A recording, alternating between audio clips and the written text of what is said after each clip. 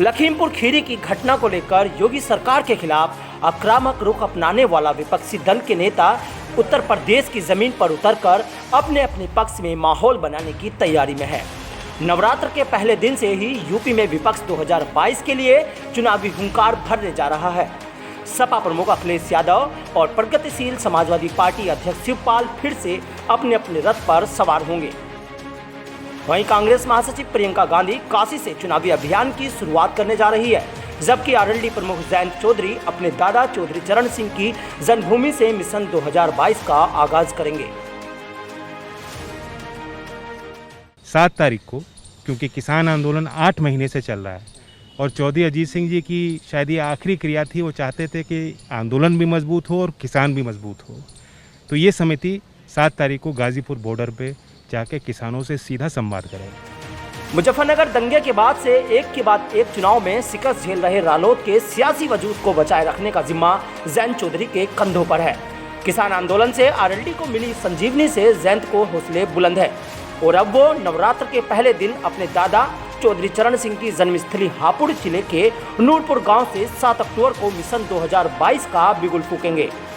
Jayant Chaudhary west UP के 17 जिलों में 21 दिन तक जनसभा करेंगे, जिसे जन आशीर्वाद यात्रा का नाम दिया गया है। हम अपने क्षेत्र में हर जनपद में लोक संकल्प संवाद के नाम से कार्यक्रम आयोजित होंगे, जिसमें हर वर्ग की बात रखी जाएगी। एक दिन में 2 चुनावी जनसभा कर अपने सियासी समीकरण को दुरुस्त करने का काम करेंगे। इस बार जयंत चौधरी से सपा प्रमुख अखिलेश यादव के साथ मिलकर चुनाव लड़ रहे हैं।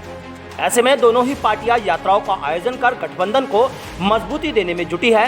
वहीं राष्ट्रीय लोकदल की सहयोगी समाजवादी पार्टी रालोद के सहयोग से 2022 में सत्ता में आने की बात कर रही है, पर समाजवादी पार्टी और रालोद का यह गठबंधन अन्य राजनीतिक दलों को रास नहीं आ रहा है।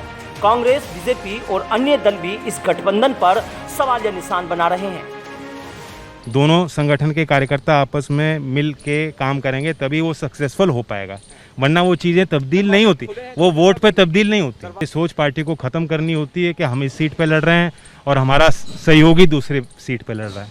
लड़ाई सामूहिक है, लड़ाई साझी है और खुल के लड़ी जाएगी और साथ लड़ी जाएगी। ये विकासवादी गठबंधन है जो यूपी में जो लोग आज महसूस कर रहे हैं, दबे कुचले हैं, सरकार के दुर्व्यवहार से तंग हैं, निराश हैं, उन सब लोगों को उम्मीद में देना चाहता हूं कि अगली सरकार उनकी होगी। अब ऐसे में जयंत चौधरी के सामने सबसे बड़ी चुनौती यह है कि इस बार उनके पिता इस चुनाव में उनके साथ नहीं हैं। ऐसे में राष्ट्रीय लोकदल के राष्ट्रीय अध्यक्ष जयंत चौधरी का यह पहला ऐसा चुनाव होगा जो उनके नेतृत्व में यूपी में रालोद लड़ेगी और इसके लिए जयंत कोई कसर नहीं छोड़ेंगे। लगातार किसान महापंचायत में किसानों के साथ खड़े होकर वह अपने दादा चौधरी चरण सिंह और पिता चौधरी अजीत सिंह के तरह ही किसानों के हितैषी होने का प्रमाण दे रहे हैं। यही नहीं, जयंत चौधरी समाजवादी पार्टी के साथ मिलकर लगातार जाट और मुसलमानों के बीच पड़ी खाई की भरपाई करने की भी कोशिश कर रहे हैं। आरएलडी की इस आशीर्वाद यात्रा से कितना आशीर्वाद मिलेगा, ये आने वाला समय 2022 ही तय करेगा। Bureau report, news 18 Shamli.